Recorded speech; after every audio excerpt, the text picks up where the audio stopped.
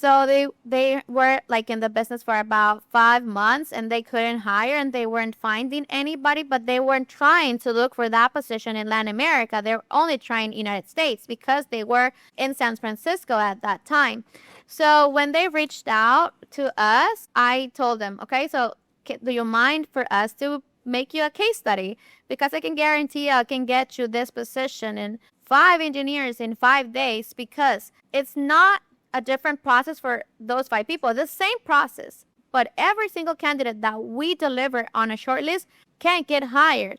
So if we, upskill our pipeline and get more candidates, and I can give you 5 candidates instead of 3, because we only delivered 3 on our short list. And they were like, let's do it. The Intelligence Forge podcast is sponsored by Permasize AI Forge. The Intelligence Forge podcast is sponsored by Permasize AI Forge. At Permasize AI Forge, we know you're ambitious, but are manual tasks like admin, lead generation, nurturing, and onboarding holding you back from truly scaling your business? Imagine saving dozens of hours every week, freeing you to deepen client relationships and execute high-impact strategy. Our clients aren't just imagining it. They're saving countless hours per week and doubling their revenue within months. We custom-build AI automation systems that eliminate the grind. From effortless lead generation and nurturing to seamless onboarding, we give you back the most valuable resource, your time, so you can focus on building those vital human connections and driving strategic growth. Stop letting repetitive tasks limit your potential. It's time to build a business that works for you, not the other way around. Ready to unlock your true scaling power?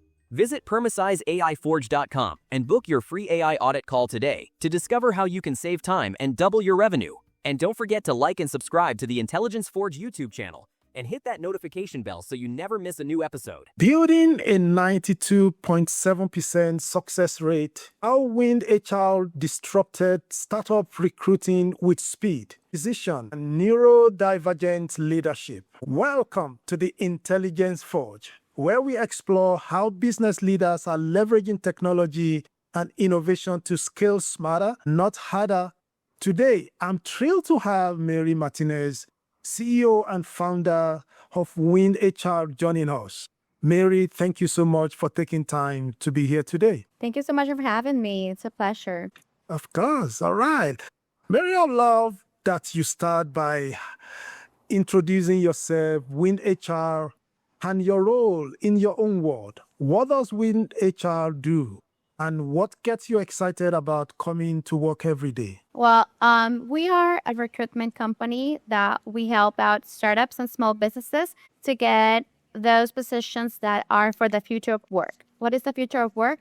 Basically, positions that we know that are aligned and will not disappear because of technology's changes or AI booming, right? So what we do is that we only recruit positions that can help specifically companies that are in a technology or technological kind of perspective or industry to grow. So we don't hire positions normally like a virtual assistant. That is not a position that can help you grow, because it's not in the specific positions that are made or were created to help out, just to lighten a burden, right? So we don't want to maintain that kind of mindset that you need to lighten your burden and just keep hiring because of your processes not being there. So we help out on 2 sides. We help you out figure out if you have a hiring problem, or you figure out if you have a processes problem. And we don't mind that it can be a processes problem and you're not going to hire us, but at least you're going to get a clear sight on our discovery call, on our view, what is the next step that you need to take. So yes. All right, fantastic. Thank you so much for sharing that. Let's rewind a bit. Take us back to October 2018 when you started Wind HR. How did you start this business, and how much funding was available to you at the beginning of your journey? And if you are comfortable sharing, fast forward to today, what's your annual revenue looks like? How have you grown, the people you work with, your team, your expansion, if you want to share that with us? Yes, of course. So 18, Wind started as a small, humble consultancy firm in Honduras, Central America. I wanted to get out of the corporate side. I wanted to get out of my 9-to-5 job, because me being a neurodivergent person, I am autistic. I just couldn't feel any comfortable anymore in the corporate side. I was really different. I was disruptive. I wanted to innovate. I wanted to get outside of that box, and it was really hard for me. So what I decided to create my own consultancy because I knew how to get things done, but I wanted to get things done a smarter way. Like you said before, I just didn't want it to work, but I wanted to work fewer hours, but make a huge or better impact. So fast forward to 2023, we opened our first, LLC in United States. So we did that mega jump, or I can say pivot, into United States industry, and we made an entire different business model than we had in Honduras, and we started with the recruitment side. Why? Normally right now we have a huge boom on recruitment agencies, right? Since 2020, since pandemic, everybody opened a recruitment agency, but the only difference that between them and us is that we are experts in HR and recruitment, and we saw how broken the process was by 2023 because of this booming, industry. So we're just here to make a difference. We're not here to be anybody's competitor, but just be that agency that's making a difference because of our methodology and our processes. Actually, our expansion has been really strong because in only 2 years, we managed to open in United States and in Mexico City. So we have those expansions going on just by 2026. Over the past year, we built a profitable recruitment business with a consistent recurring revenue up until 1 million in the first year by opening the first LLC. So that was great for us. We are a small company. We operate as a big company, but we operate smart wise because we do everything in-house. We have at least 10 people working for us. But we are into a really good year right now if we want to manage to get that million goal for as our annual revenue, right? And basically right now we're just trying to be consistent, constant, and jumping into the next phase of expansion in South America, probably for Colombia. If we can get there, that would be great. And yeah, that has been us since the past 6 years. Fantastic. What a journey. Thanks so much for sharing that.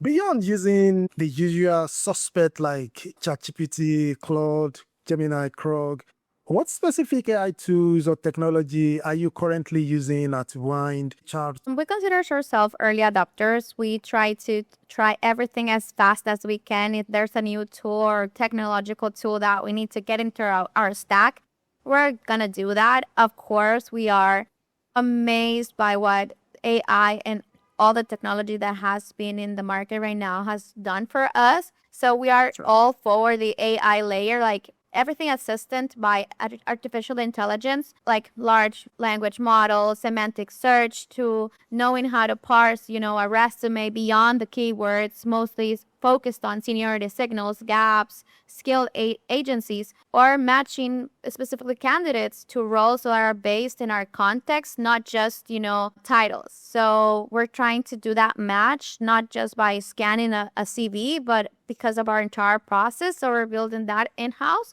And also the entire side of our operational aspect is everything is automatized. So we use a lot of NA8, or we have our own in-house language model. So we're using that. Right now we just finished, an accelerator program with Meta, and they gave us Llama for 1 year for free. So we're using that, and we're trying to build our own knowledge base and everything being there, like our own ecosystem. So right now, our 2 main focuses are that automatizations as most as we can, just to keep the scalability proper, or in this case, not grow without control, and AI early adoption. We just get really mad with everything changes with Gemini, and they upgrade, the next language model, or in this case, right now with ChatGPT, we're making a huge change because 5.2, it's not doing it for us. So we're like moving forward from Llama to Gemini to ChatGPT. So we're just trying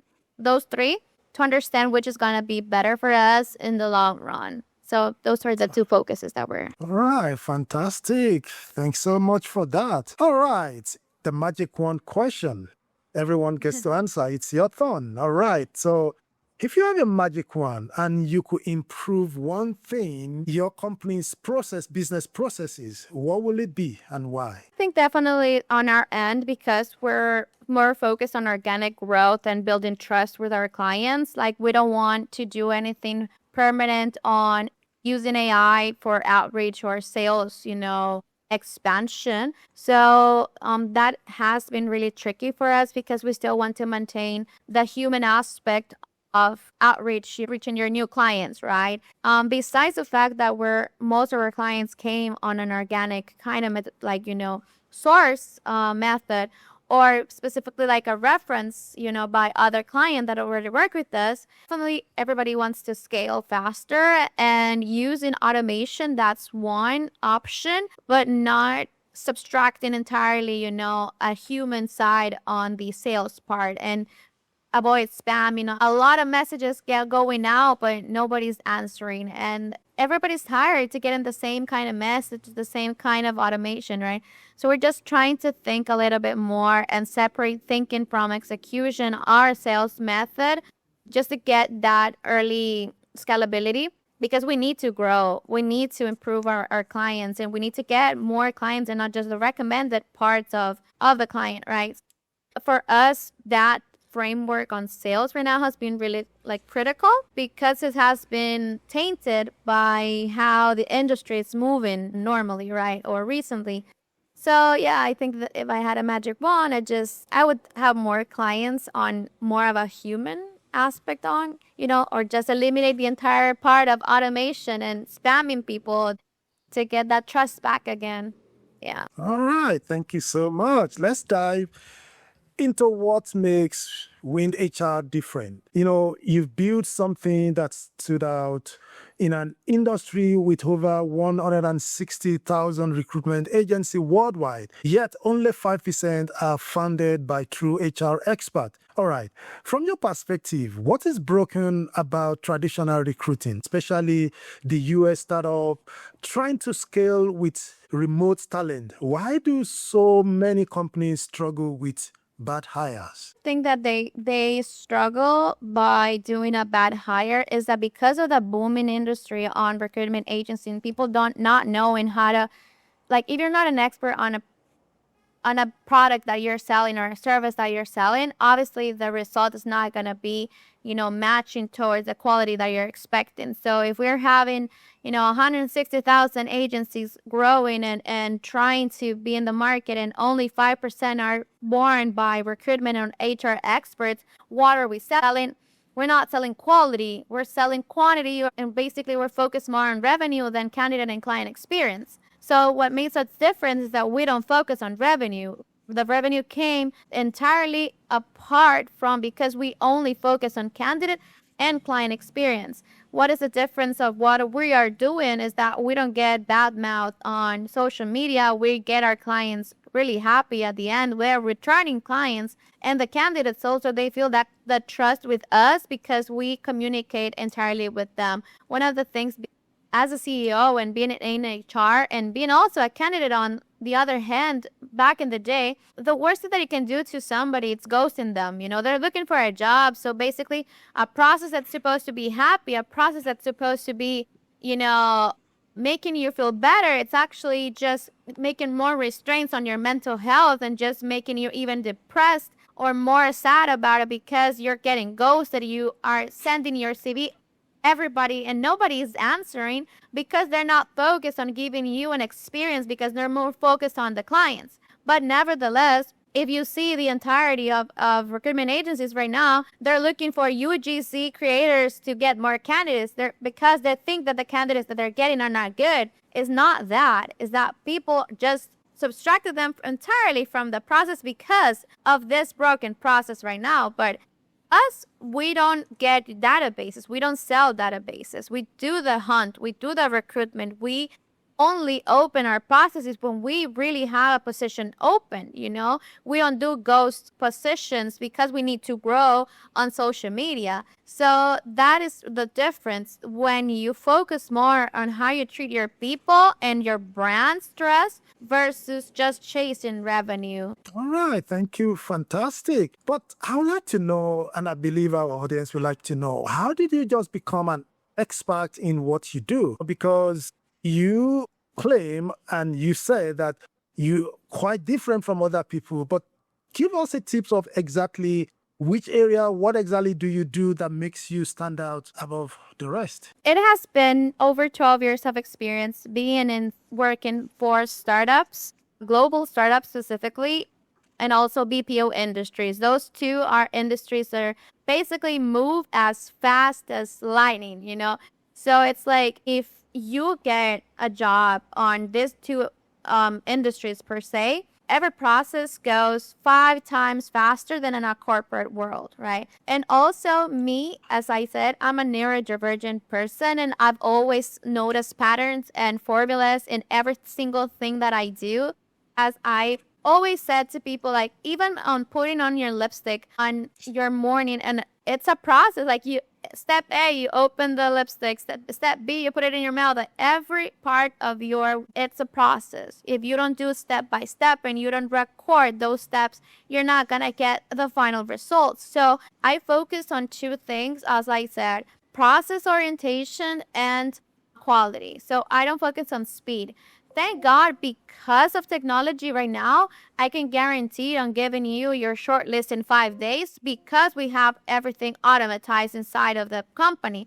But because I knew what process and what assessments and what things I need to have to make myself an expert. And also, I just started proving and doing like A/B testings for almost 12 years on what worked and what didn't. And being the fact that I'm really empathetic and I understood a little bit more on the other side of the equation, more so with candidates, what they know, what they don't know. And I just don't disqualify because I have an ATS that will disqualify you. I don't do that. You do pass through a process that's a little bit more rigorous than with other companies. But at the end, the client will not only get a really good shortlist, but also the candidate would get an X-ray on their profile. And if they not get selected, they will get that feedback from us with the entirety of what went wrong in the process. Like, this is the answer you gave us. This is why you didn't get selected. This is in your CV you need to improve. And this is the X-ray that we detailed for you. So by that, we're not only recycling per se our own candidates because they want to come back with us and applying again, but also we throw them back to job hunting pool with knowledge. So at least they get something out of our process. And also we have webinars, we have stuff like that, but we want to educate people and not just use them. All right, thank you so much. All right, so let's go to something maybe deeper. I'd love you to share specific example in terms of the best solution you are able to offer a client. What's their situation at the moment when you get in contact with them? What solution did you use? How? And the results that you get for them. Something you're really proud of that you want to share with us and our listener. Yeah, of course. So one of our most important case studies that we've had, basically, it was our first client. And I was so excited because it was a client specifically coming from Y Combinator. I don't know if you've heard about it. So for us was huge because being backed by Y Combinator and that being in our, client pool right now for us was perfect. And they got to us because of a video that they saw from my podcast. It's not really a podcast. I just talk a lot of stuff, web and try to educate people on that. So they were having an issue because they needed to hire a lot of engineers specifically for AI and cloud-based, and that's really hard. Despite the fact that they had funding, they weren't getting the candidates that they needed not because they were more expensive or else, because they didn't found, that's like merge, that combination on one person. Then they needed 5. So they were like in the business for about 5 months and they couldn't hire and they weren't finding anybody, but they weren't trying to look for that position in Latin America. They were only trying United States because they were in San Francisco at that time. So when they reached out to us, I told them, okay, so do you mind for us to make you a case study? Because I can guarantee I can get you this position and 5 engineers in 5 days, because it's not a different process for those 5 people. The same process, but every single candidate that we deliver on a shortlist can't get hired. So if we, upskill our pipeline and get more candidates, and I can give you 5 candidates instead of 3, because we only delivered 3 on our shortlist. And they were like, let's do it. So we made a deal that if we got them the shortlist and they hired all 5 from the shortlist, they were going to maintain and being our clients and having exclusivity with us, and also give us really good reference in the future. And we can use their logo and everything on our social media and do our case study about it and everything, right? That's not a hard position. The issue is that we don't know where to look for that. So basically what we do is that we don't hunt and we don't let the algorithm do our job. Like, we do our own, we outreach people. It's like trying to sell, but you're trying to look for somebody on it. And in my case, it helps me a lot that my network on social media, more so on LinkedIn, is really big. So I started just going after this profile by using keywords, using everything that was in my angle, so I can get those positions filled out. And the most important thing is that your network is really important, because if you know one person that basically has that profile, that person, like maybe an 87% on probability, they know another person that has the same profile. So that's our angle. That's what we did. And to be honest, it was amazing. We got them those engineers by right now. I think that it's over 1 year and 8 months, I think, that they happened with them. They lost one person because it was poached by another client. The person decided to leave because they got a better opportunity, but it was a really great match. It was a cultural fit. It was a match on technical skills and soft skills and everything. So that is why we honestly say we have a 92.7 success rate. So it was really amazing for us that our first client, we got to prove our method and it worked. All right, that's really fascinating. I mean, if you could get them 5 instead of 3, definitely they will be super impressed. But thank you so much for sharing that. All right, I see and I notice you also said it just now that you're very active, on LinkedIn. And you mentioned that recently that you're hiring for a lead generation specialist role, either a priority or a pain point for you or both. Could you maybe elaborate how this challenge of consistent and quality lead generation impacts your team and your bottom line right now? Definitely. I think that right now, because of everything that has changed in, web purposes, SEO, search engines, etc., it's like the algorithms are not great right now. They're not doing us a favor. You need to create content. You need to be out there. You need to be the face of your company just to get you growing, right? If you have more outreach by an organic route, because you do content, you'll get there. But for us, it was really hard at the beginning because I am from Honduras. So I didn't have a base in the United States, and I couldn't change on LinkedIn where I lived because I wasn't living there. And LinkedIn has, the strong rule. So for us, getting this person on board to do lead generation and get us not organic leads because we were getting them, but basically new clients that were looking, that had higher intentions for us to outreach for them, and just doing that, first contact for us, it was really important for us to keep scaling. So right now, we haven't seen, to be fair, results because we just hired the person back in November and we're building our pipeline and everything. So for us, it's really important just to get really streamlining pipeline on clients and how it was going to work, and stop doing everything manual. And that person is actually helping us do it. And on the side, we're getting, this lead generation by using scrapers and Apollo and Hunter.io and stuff like that, something I didn't know and I didn't want it to also use because I don't want to spam people, but if we need to grow, we need to do that. All right, thank you so much. All right, here is what I am curious about. If you took 6 months sabbatical tomorrow, just disappear for half a year, would Wind HR continue to grow or will it plateau? In other words, have you built a system that could scale without you, or are you still the primary engine driving everything forward? I'm still the primary engine, moving everything forward. Nevertheless, this year I started feeling that I'm not so useful anymore. So that's good. That's actually really good for our team. I do have a co-founder. And definitely if I get a sabbatical, she's gonna be right there because she's the same as me. I'm a little bit more, extrovert. She's a little bit more introverted, but nevertheless, us both are really process oriented. But it has been really weird this year. I have a lot of time on my hands again. So it's like, what can I do? What I need to do? How can I help out? I don't know. It's hard just asking your team, where can I chip in? You cannot pitch in on anything. Just do you. It's hard. All right, thank you so much for sharing that. You mentioned you are a neurodivergent founder and that your brain is weird to see patterns and spot inefficiency differently. That's a broad thing to lead with you in your positioning. How has your neurodivergent perspective specifically shaped Wind HR approach to recruiting?